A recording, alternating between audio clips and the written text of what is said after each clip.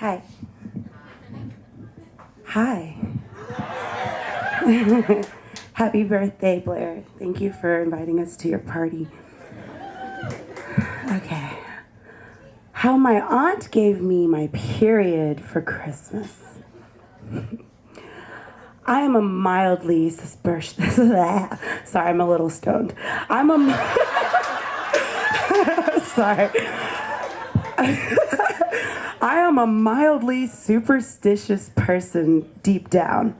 I hate stepping on cracks or seams between tiles and have never opened an umbrella indoors. And I think that my aunt gave me my first period for Christmas. I was in 6th grade and had just peer pressured myself into shaving my legs like the other girls in my gym class, and I hated it. I hated everything about growing up. I just wanted to skip to the growing old part. I was big into My Little Pony when I was 11 too, so obviously I was a little socially behind the feathered hair extensions and Aeropostale. My preteen self was terrified of the concept of periods, of the vomit-inducing pain that I would experience and have to experience and having to stick a tube inside of myself that was not a straw from Sonic. I had made it to the holiday. You see why it was hard to read? Yeah. I had made it to the holiday season without so much as a stomach ache and was exceptionally proud of myself. A girl I knew got hers a couple of days or so before Thanksgiving break and cried until her mom came and picked her up early. And I was not looking forward to any part of that. Throughout the majority of middle school, my family lived in small southeast Texas near my grandparents I should have read this before, I'm sorry. Let me restart this sentence. Throughout the majority of middle school, my family lived in a small southeast Texas city near my grandparents to be close to my 90-something great-grandmother who smelled like old, and I loved it. Here we go. Because of our close proximity, the holidays were easy, so when my cool young aunt flew in from her Fort Worth med school, which was unnecessary since it was less than a 6-hour drive away, and in Texas that's barely anything, my sister and I biked over to grandmother and granddaddy's. That's so cute. Her dye-enhanced red hair, thumb ring, and self-aware t-shirts made her the perfect liberal role model, though 3 years later I would find out that she was painfully Republican, but still cool. We helped her put her gifts under the tree and watched her play Sims that we weren't even allowed to even suggest actions for. How awesome was she? A week later, give or take 5 days, it was Christmas. We had done our little family of 4 Christmas morning at our house and had driven a block over to get some chocolate chip and bacon pancakes, the best of all holiday traditions. Okay. Finally, at closer to 1 in the afternoon than my sister and I liked, it was gift time. I think this was the year I got my very first cell phone, a little red sliding thing since I was walked home from school. After that, my aunt's gift was a little more underwhelming, but no less life-altering. I opened her gift, and it was a small, cylindrical tin box with a Margaret Keane painting on the side of it. I would later find out that it was incredibly too small for its intended purpose, which when I asked my aunt, I found it was to hold tampons discreetly. Why? I didn't need that. I could not need that. I was only 12, a baby. The next day, I thought I pooped my pants. A dark substance stained my underwear, and I had the worst stomachache of my life. I told my mom, and she told me to give her my underwear and asked what happened. I said I didn't know, and so she gave me some ibuprofen. When she saw what happened, she told me that I was having my first period. But that couldn't be, because I didn't feel like I was peeing myself like Maria's mom said. I didn't feel anything except for my lower stomach hurting. But it was all happening, and it was my aunt's fault.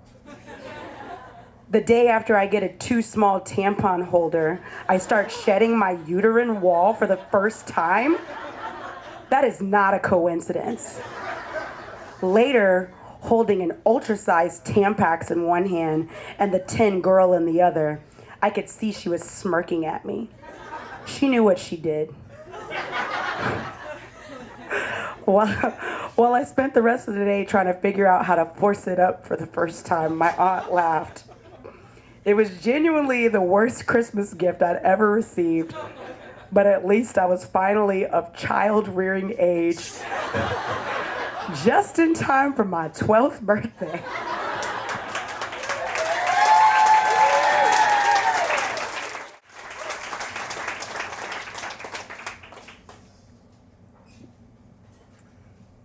The Girls on the Grass by Nancy Wozny. It was October 1969, the moratorium on the Vietnam War. My 8th grade class at Nottingham Academy Convent of the Sacred Heart needed a plan.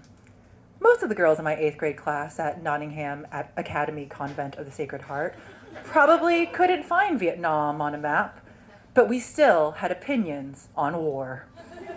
After some initial scheming and clever organizing, we agreed we would take action during Sister McGrath's afternoon geometry class. Approximately 10 minutes into class, we would quietly stand up in silence and proceed out to the front lawn of the school, ostentatiously known as the Great Lawn. From there, our big plan would take shape. We would lie down on the cold, wet grass in the shape of a peace symbol. We had it all figured out ahead of time of who would be part of the outer circle and the interior lines, how many bodies it would take to make each line, and really how 23 13-year-old girls could make a human peace symbol visible to the heavens. Thanks to our excellent pre-planning, we were in place within minutes. Really, it was kind of a geometry problem, which perhaps is why Sister McGrath surprisingly followed us out onto the lawn. Once she deciphered what we were doing, she helped us with the effort with great enthusiasm. After all, she didn't want her prized geometry students making a lopsided circle. She made sure our angles were correct in the interior lines and then just stood proudly by us in silence as a sort of peace symbol docent. I recall a brief moment of stillness, the wet grass, the warm sun, the quiet, the feeling of being part of something meaningful. I imagine St. Madeleine Sophie, the founder of the Convent of the Sacred Heart, looking down at us from the heavens, smiling and thinking, look at my girls, involved in social justice and good at geometry. 3 things you need to know. St. Madeleine Sophie was canonized when you still needed 3 bona fide miracles to get your saint stripes. Lady Gaga was a graduate of a Sacred Heart school. And Duquesne Academy in Houston is a Sacred Heart school. Back to the lawn. A collective peace pervaded the air during those early moments, only to be destroyed by Sister Hickey. Yes, that was her name. They called us Hicks Chicks. She stormed out, yelling as she stomped, demanding to know what was going on. After Sister McGrath relayed the obvious, why, old girl, they are making a peace symbol. Hickey would have none of it. Plus, it was never a smart idea to address Sister Hickey as old girl, but all the nuns did anyway. I don't recall Sister Hickey actually teaching anything. She was more like the warden, and mostly known for her nonstop scowl and all-around curmudgeonry. She had a continual stream of steam coming out of her ears. Think Grumpy Cat in a nun's habit. She began a chorus of, "Get up now or you will be expelled," as she traveled around the circle, saying it to each of us as a personal threat and separating each word in a way that machines talk. Get up now or you will be expelled. Come to think about it, Sister Hickey could have been the first robot nun.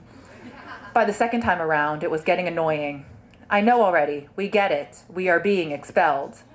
I started to contemplate the word expelled, which I never imagined would be next to my name.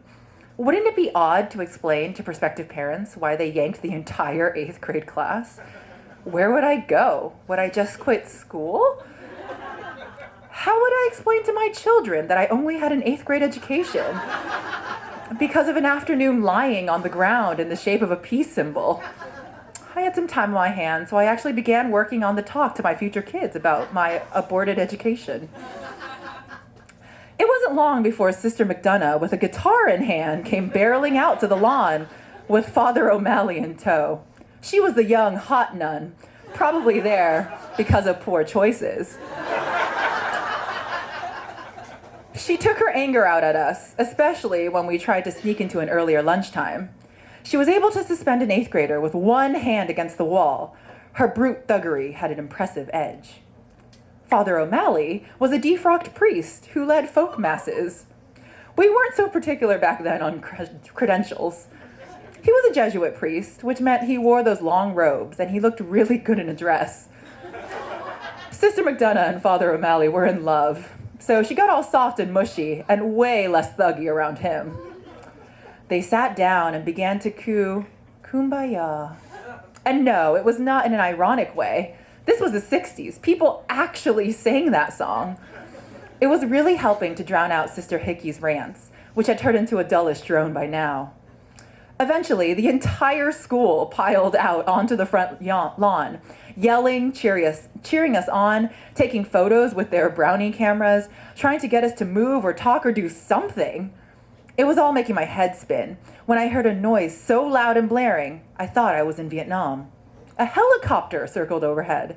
It was eyewitness news. Soon, a fancy reporter lady in her blue pumps perched by my head to interview Reverend Mother, who smiled politely, proud of her little peace-loving charges, and smart to know a stunning publicity opportunity when she arose. I could not make out what she was saying, but her sly smile seemed to indicate that expulsion was not in the plan. At 4 to 10, the buses pulled up, and just as planned, we stood up, grass-stained and sunburned, and quietly proceeded home. The next day, the paper featured an aerial photo of our peace sign with the headline, "Convent of the Sacred Heart Schools Express Their Feelings on the War." Ken Burns's 18-hour documentary on the Vietnam War spent all of 2 minutes on the moratorium and sadly neglected to mention the girls on the grass. He did, however, cover the skywriting peace symbol guy. His circle was perfect too.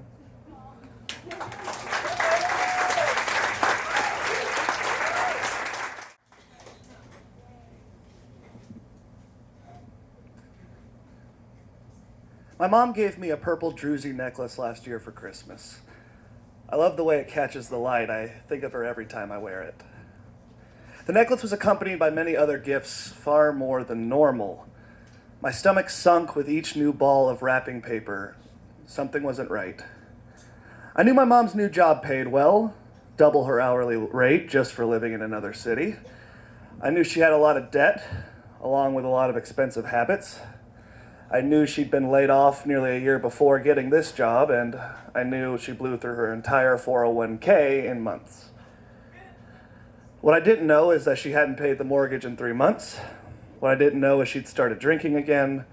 What I didn't know is that all her money was going towards pain medications, the ones that offered needed relief while she let them trap her in an increasingly fraught situation. I didn't learn any of this until she didn't come home from Kansas one morning. My mom is one of the hardest working people I know. It's one of her more beneficial addictions. But she struggled socially at this new job. On top of being in a new city, at a new workplace, in a new temporary home, she was withdrawing from the meds she couldn't get without local connections. One day, she overreacted to being teased by one of her coworkers. That evening, she called and left him a message apologizing and citing her behavior. The next day, he played the message for their boss. She was fired. Livid, defeated, and reactive, my mom put her mind to making the 12-hour drive home that night against mine and my brother's advice. Later, we learned that her first stop was the liquor store. Katy, I don't know where I am. My phone is dying. My GPS keeps shutting down, and my windshield wipers aren't working, she complained hysterically. I gathered some landmarks, and we figured out that she was in southern Oklahoma and got her back on the route home when I pleaded with her to stop driving. No, it's freezing. I can't pull over. No, I can't afford a motel. I offered her money for a motel, and she said she'd use it if she needed to. An hour or so later, she called me when she was back on the right freeway. She sounded calm and in control. I finally felt at ease and put my phone away for the night. Ring, ring. Steven? Yeah. Is Mom home? I don't know. I've been at work all morning. She was supposed to make it home around 6 a.m., but she gets lost a lot. Okay, I'll go check soon. She probably just went home and passed out. Hours later. Still nothing? Nope.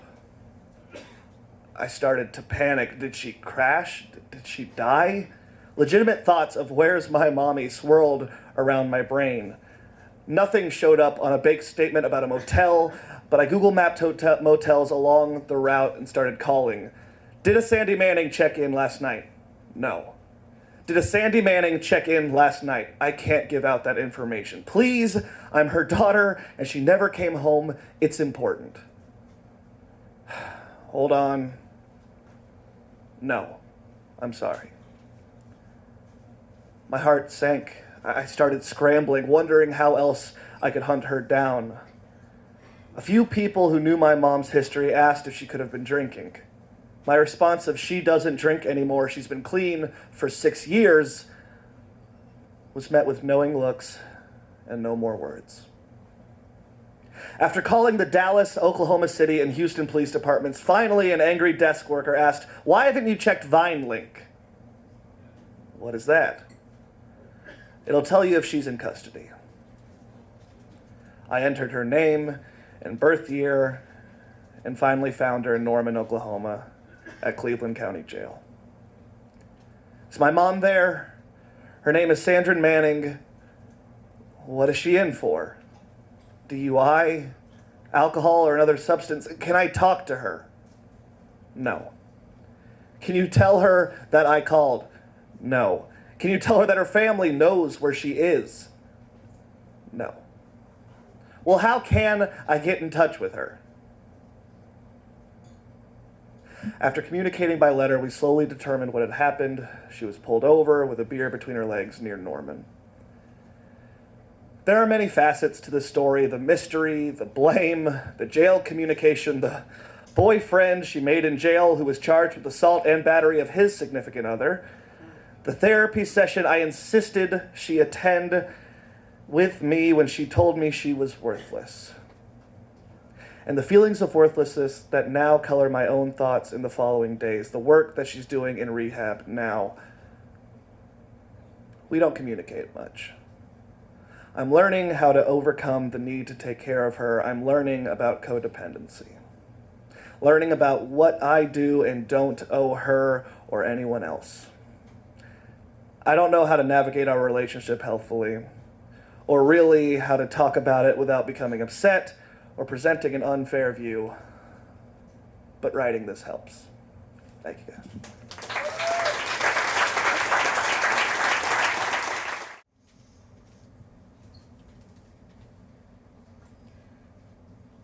When I was 9, my grandmother died. The phone rang, and I looked up from my homework one afternoon after school to see if I needed to run and answer it. My mom's familiar, "Hello, this is Betty," stopped the ringing, and I tried to guess who was on the line based off her low murmurs. The conversation was short, and the sounds I heard once the phone clicked off made me tiptoe to the master bedroom.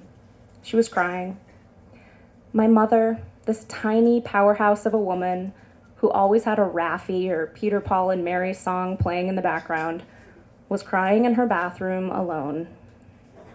My parents never cried in front of me, and it would be many, many years until I saw my dad's first and only tears.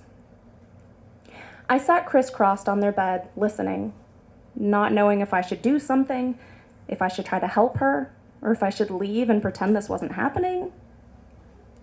Earlier that week, my parents brought me and my sister to Grammy's home. We all stood in the doorframe together when I wouldn't take another step into the bedroom. There was something off about the whole thing. The room was supposed to smell a little musty with a hint of vanilla perfume, but instead was filled with foreign, chemical, medical smells with clicking machine noises. The waterbed where I loved to create waves and ripples and pretend that I was swimming in the middle of the ocean was replaced with a hospital bed with railings. Grammy was supposed to be greeting us with fig Newtons in hand, but instead, Mom was trying to draw me to the bed where I could see someone laying, connected to all sorts of tubes and tanks and needles. She said it was Grammy, and she said there was nothing to be scared of, to come hold her hand and tell her that I loved her, but I wouldn't step into the room. So the story goes that I was born a very sick baby, born premature with bad jaundice, and my parents talk about a lot of different doctors and difficult to understand diagnoses. My birth story always changes depending on who's telling it, but the one constant is how Grammy held me in her arms day in and day out. She didn't believe in incubators and apparently was pretty rude to all of the doctors coming in and out of the room. She just held me, and eventually I was well enough to go home. She was diagnosed with breast cancer pretty early on, probably when I was only 4 or 5, but I didn't know it then. It wasn't something that we talked about in front of my sister and me. Later, when I was in my teens, my mom made a huge fuss about me not going on the pill because she said hormones killed my grandmother. I thought she was nuts and skimmed through the Becoming a Woman books she had given me, trying to find a link or any scientific proof to whatever she was talking about. After Grammy died, my parents spoke to my school and enrolled me into some grief classes with the guidance counselor. Every week, a group of about 10 of us would be sent to the counselor's office for a special class. Some had had a death in a family, others had parents going through a divorce. All of us were going through some sort of loss. I liked the guidance counselor, Mrs. Saltzman, and her calming voice and kind eyes, but I didn't like being treated differently, and I always felt awkward when I needed to get up and leave on my own to the class. During one session, we read the book, The Fall of Freddie the Leaf, together. Amazon describes it now as an inspiring allegory illustrating the delicate balance between life and death. The story personifies a tree's leaves, which bloom in the spring, then change color and die in the fall. As Mrs. Saltzman read it out loud, slowly and soothingly, the 9-year-old inside my head, me, was screaming, "This is dumb. This story is about a leaf. In what world does this help with my grandmother dying?" After, Mrs. Saltzman asked us how we felt about Freddie's leaf friends saying goodbye to him before he fell off the tree. She asked how we said goodbye. How did that goodbye make us feel? If we could say goodbye again, what would we say? I stared at the floor, thinking of Grammy's hand on the hospital bed, remembering how I stood in the doorway, how my goodbye felt incomplete. I think the counselor called my parents to share that she really wasn't getting through to me and that maybe my parents could take a more active role at home. So when I got home from school, my parents sat my sister and me down with a new plan. No more grief classes.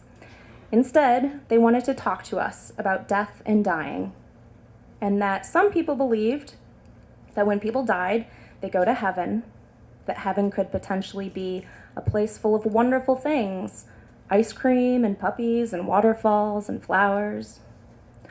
Or when people died, they shared, they could come back to Earth as another creature, that no one really knows what happens after death, but that they liked the idea of people being reincarnated into other things, trees, people, or animals, and that they believed, knowing how much Grammy loved us and wanted to be near to watch my sister and me grow up, that Grammy's soul now resided in our family pet iguana, Izzy.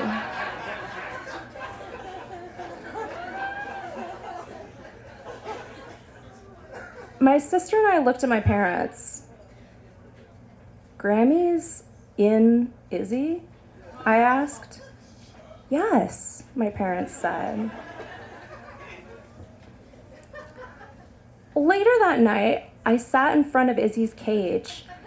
I looked closely into her eyes and reached one finger in to touch her head. Grammy? I whispered. And thus I began to tell Izzy everything. I would sit in front of the cage, or I would walk around the house with Izzy on my shoulder, chattering away about my day. I told her how I was the fastest in my class on our multiplication time tests, how terrified I was of vault and gymnastics after school, that I borrowed Ginny's shirt and got a huge stain on it, and I knew she was going to murder me, that all I wanted for my birthday was a Tamagotchi, and on and on and on. Things got better at school without the grief classes, and we settled back into our family routine. We started to mention Grammy in everyday conversations, and our stories of her brought smiles and joy.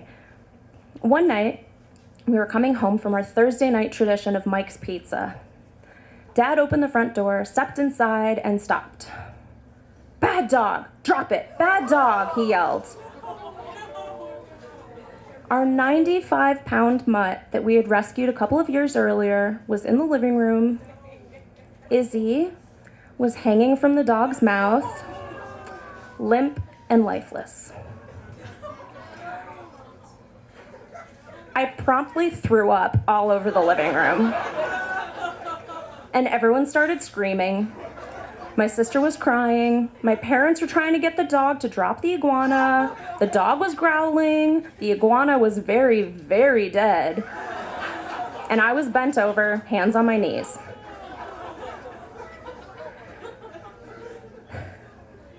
Later, we buried Izzy in a shoebox beneath a tree in the backyard. Dad asked us to look for pretty stones to mark the spot, and I picked through the bushes, looking for smooth, round ones. I didn't blame our dog, but I held tightly onto her leash to make sure she wouldn't dig up the box. We shared Izzy stories as the night grew dark, and all of us agreed that she had been a really great iguana. But no one mentioned Grammy. I sat outside under the tree after everyone went inside, and I trailed my fingers through the dirt. I thought about Grammy, and about souls, and spirits, and iguanas. I wondered what would happen after I died, that maybe I would like to come back as a dog, or a tree, or a star. I thought about the last time I saw Grammy, and how I couldn't squeeze her hand goodbye during that final week. But as I patted the soil back into place and stood up to go inside, I felt that I was finally able to give my grandmother and my iguana a proper goodbye.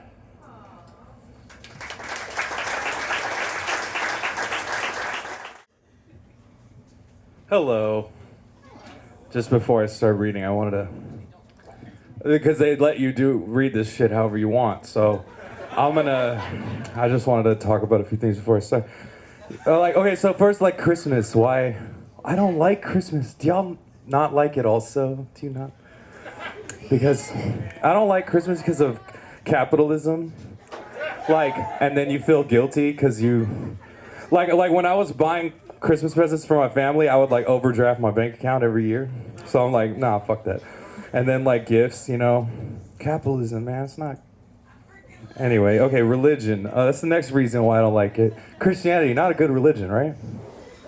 It's just not. I mean, I fucking hate that shit. Anyway, okay, next thing. Here's something I do like about Christmas is tamales. All right. Right, that's good. Okay, and then another reason why I don't like Christmas is like family problems. You know, like my family's all traumatized, and then it comes out worse when the holidays and they're, feeling guilty about everything. So I don't like it either. New Year's Eve, best holiday. And then I should tell you that if you don't know, I'm a performing artist. I play music. I'm playing a show at the Lawndale tomorrow night. I'm also Lawndale Arts Center. I'm also DJing at Axelrad on Friday. And then I'm playing a show on Christmas Eve at Walters with Fat Tony, my project called Heaven. Deep cuts and TV. It's gonna be really good. Anyway, I'm like, if you want to get away from the family, come to that shit. Anyway, the best little worst Christmas ever. The holiday season is typically associated with happiness and celebrating love with friends and family. There's a flip side to this particular time of year as well, when some people wallow in a sad loneliness. Of course, it's different for everyone, but really there's nothing different about the holidays than any other time of the year. It all depends on perception, the values we assign to things, and what you make of it. When I found myself alone in my house on Christmas Day, 4 weeks after separating from my wife, I wasn't exactly decking the halls, but my best friend and bandmate took Santa's sled on over to cheer me up. Getting up on Christmas morning, long before the sun even thought about throwing its first rays across the horizon, was something I did as a kid, but that excitement and magic had long since been traded in for extra sleep years ago. I'd been working in the service industry for so long, my holiday spirit wasn't just broken, it was beaten to a pulp, chopped into pieces, placed into 6 different trash bags, and dumped into 6 separate and secret locations around the globe. I worked the day before and would work the day after, and the only reason I wasn't actually working on Christmas Day was because the store I managed was one of the few that was actually closed. This year, the amount of holiday spirit I felt would make the Grinch look like Father Christmas's biggest fan in comparison. The split between my wife and I was amicable, at least as much as breaking up can be, and maybe we'd both read the writing on the wall a while back, but knowing you're about to get hit by a bus doesn't make it hurt any less. I didn't sleep in very late that morning, partly because I was so used to getting up early for work, and partly because sleep had been hard to come by for me the last few weeks. Within the hour of being awake, I received a call from my mom, followed minutes later by a call from my dad, as was the norm on the holidays, now with the ulterior motive of checking up on my well-being. After I'd sufficiently sated their worries, I sat in the living room drinking coffee, pretending to read, while actually just staring at the wall when my phone rang again. It was my friend Chris, with a K. Chris and I worked together, but also played in a band with each other, and were very close friends. It turned out he was also alone on this fine Christmas day, but for different reasons. His wife was a nurse and was working, while both his and her parents lived out of town. They were celebrating the holidays later in the week when she was off, and they could then travel to their respective families. He asked what I was doing, although he knew the answer already, and said he was coming over. I asked him why he would want to, and told him that I was fine on my own, but he insisted, so I relented. I was too apathetic for apathy, and not caring about not caring was starting to get old. So maybe hanging out would do me good, or not. What did I care anyway? Half an hour later, Chris was at my front door with a grab bag of random beers he brought from home. We threw them in the fridge with the 2 beers I had and commenced drinking with a toast to us, or our band, or fucking off, or something else that didn't have to do with my current situation. It was still in the AM, but drinking early and all day was socially acceptable on the holidays. Not that we cared or were beholden to anyone or even gave a shit about what was deemed acceptable by society. Punk shit.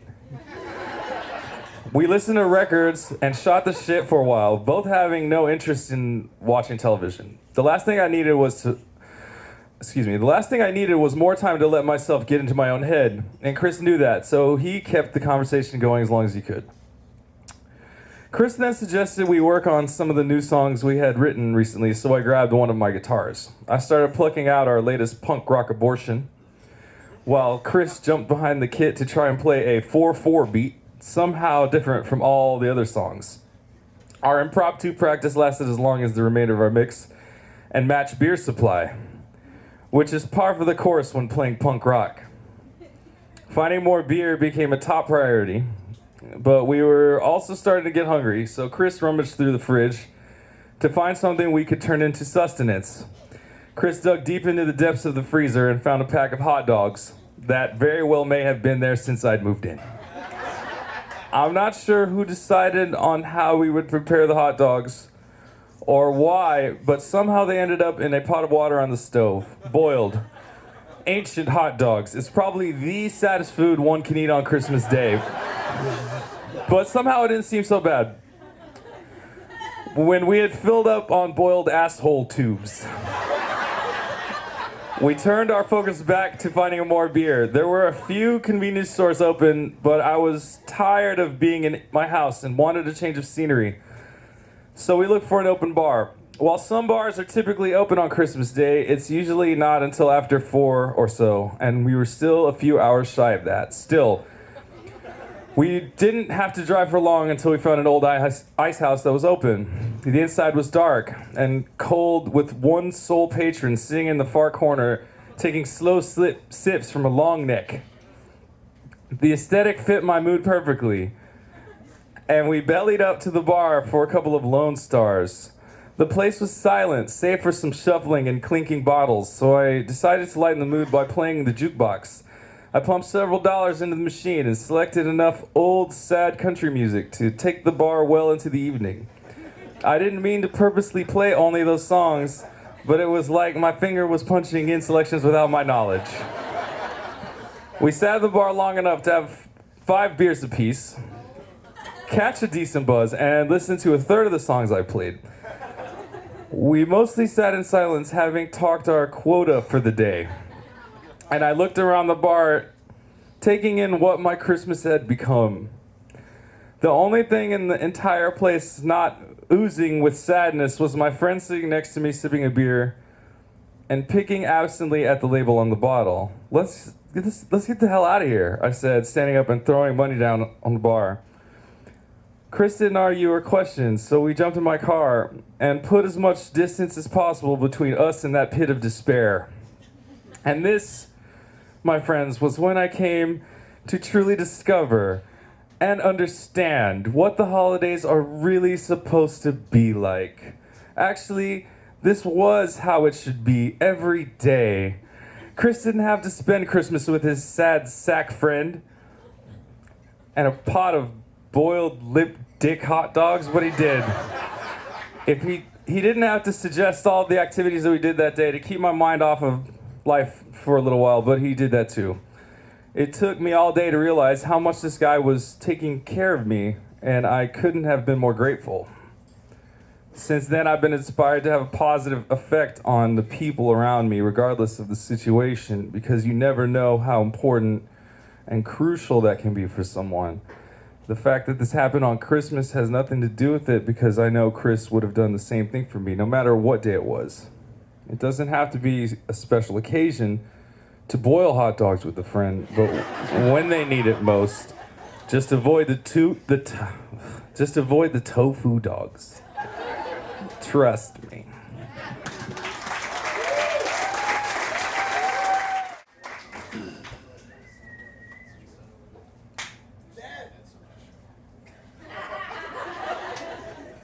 Pale, ugly, crazy Chris stood before us on a bed with his arms outstretched, saying, "Vegas, baby! We doing it right, baby! Vegas, baby, baby, baby!"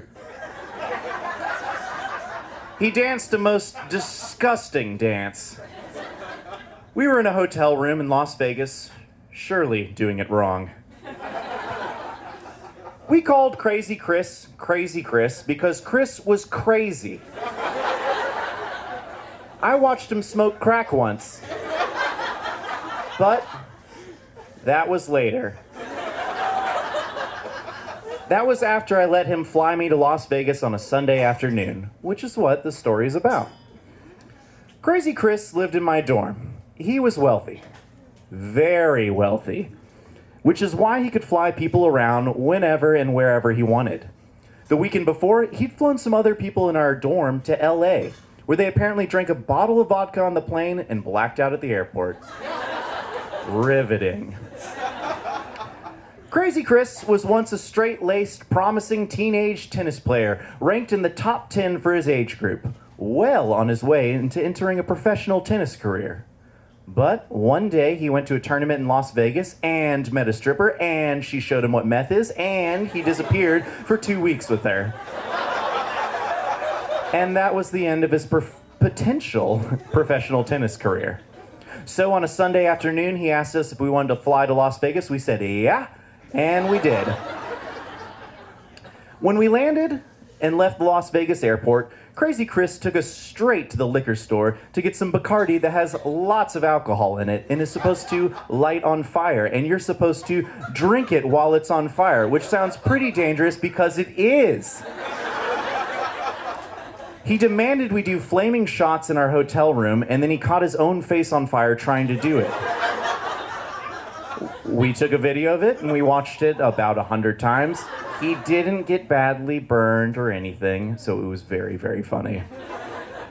I took a shot that was not on fire because you can't spell Las Vegas without safety first. Lisa, who I dated either before or after this story, was so hungry, so we set out for a Chinese buffet that was on our hotel pamphlet. I broke up with Lisa while she was getting arrested for a DUI, which was either before or after this story. Time's weird, dude. That's a thing people on drugs say, okay? On the way to the Chinese buffet, Crazy Chris jokingly picked up a bunch of those prostitute cards they hand out on the streets. But he stuck them in his pocket in a very non-joking way. I thought nothing of it. Ian, who was an idiot and way too old to be in college and was a total creep and also dated Lisa either before or after this story, had smuggled acid under his balls on the plane. Now, I didn't think having drugs was important enough that you would go through security and risk a felony, but hey, you miss every shot you don't take. Like the flaming Bacardi ones. The Chinese food was disgusting, but Las Vegas is also disgusting. So that was probably just normal Chinese food. I wonder what the bad Chinese food is like. I mean, it's gotta be pretty bad. And cigarettes were really expensive. What a racket. We went back to the hotel, smoked weed out of an apple, and took acid that had been taped to Ian's balls. I hope there wasn't any ball residue or anything on that acid. Not that it matters now. Ian and Lisa and I said that we had big plans to go out and see the city because that's what people do in Las Vegas. Or at least in movies where people do drugs in Las Vegas. Crazy Chris said he had seen all this shit before and just wanted to party in the hotel room. Bryce, who was another person with us, who was also an idiot and a bro, wanted to stay with them, I guess to party in the hotel room. Whatever. We went and walked through the casinos. We got free drinks, and we smelled the disgusting odor of years of indoor smoking. The old factory burial ground filtered with ignorance and decay that haunts our wounded nation. We put on sunglasses because that's the cool thing to do on drugs. Ian, who was an idiot, was our tour guide. He knew where to find the tigers, baby. The white tigers, the regular tigers, all sorts of tigers. Probably also a camel, or if not a camel, at least a llama. And lights, ooh, and other lights, and those other lights. I mean, that's really, wow, that's all there is. It's a lot of lights. And also camels, which is cool. We drank tons of beer, and for some reason, when you take acid, you can drink as much beer as you want and still remain as sharp as an arrow. An arrow that thinks that staring at light bulbs is super cool. So basically, you're a moth. A moth that can drink a bunch of beer. So we just did that for a while, like 6 or 7 hours. And it was memorable enough for me to write this story, but I guess not memorable enough for me to remember what actually happened. But moths that can drink beer, that's a funny thing to imagine. They keep hitting the light because they're drunk, and they keep doing it because they're like, oh God, I'm so wasted. I can't stop bumping into this fucking light. It's hilarious. And then some of them get burnt to death. You know how it goes. So Crazy Chris called us, sounding pretty crazy. He said, hey man, we got 10 hot bitches up in here, and they're down to party, and you're out there with the credit card. Y'all need to get your ass back here before I cancel your plane tickets home. I will leave your asses here if you don't come back right now. Okay, he probably needed the credit card to have sex with the prostitutes. I didn't know prostitutes took credit cards. I bet they take Square now. Man, was he angry. We were having an okay time, so we decided to buy some more Bud Light and make our way back. Almost finished with our journey home, we stopped to watch some dumb shit on a pirate ship where strippers danced in pirate outfits on a big boat in front of cool lights and a crazy water show. It was pretty cool. So we sat there watching this pretty cool, really dumb shit, and there was this nice Chinese couple next to us. They didn't speak much English, but somehow I managed to communicate through gestures that I wanted to hold their baby. They were cool with that, which is pretty fucked up. And I got someone to take a photo of me with the baby, and I handed it back to them. Oh, Jesus. So we went back to our room, fearing a most intense confrontation. Had he canceled our tickets? Was he violent? Was he crazy? Was he crazy violent? We opened the hotel door and found them lying there, passed out, next to a large empty pizza box with their fancy shirts stained with pizza grease and liquor. They woke up, and Crazy Chris told me they had some hot bitches, approximately 10 hot bitches, partying up with them, and they had a fun night, and that I should take an Adderall and keep drinking so that I could keep partying. So I did. And I stayed up with Lisa drinking Bud Light in a bubble bath with all our clothes until morning, and had a panic attack and used the hotel computer to send one of my professors a 5,000-word email about why I was missing class the next day because I was not fucking around at whatever funeral I made up that I was missing my quiz for. Then we hung out at the pool, and I cried a lot and felt scared of the patio furniture and thought everyone was out to kill me. So we came home, and one of us dated Lisa, or both of us, or maybe that was before the story. I don't know. Crazy Chris, he probably went on to law school and probably makes more money than me and is most likely still pale, ugly, and dumb. But I will never know, unless I check Facebook, which I don't want to do because Facebook is the fucking worst. Like when they show me ads for things I've already bought. Look, man, I already bought that idiot. I don't want to buy it twice. Fucking idiots.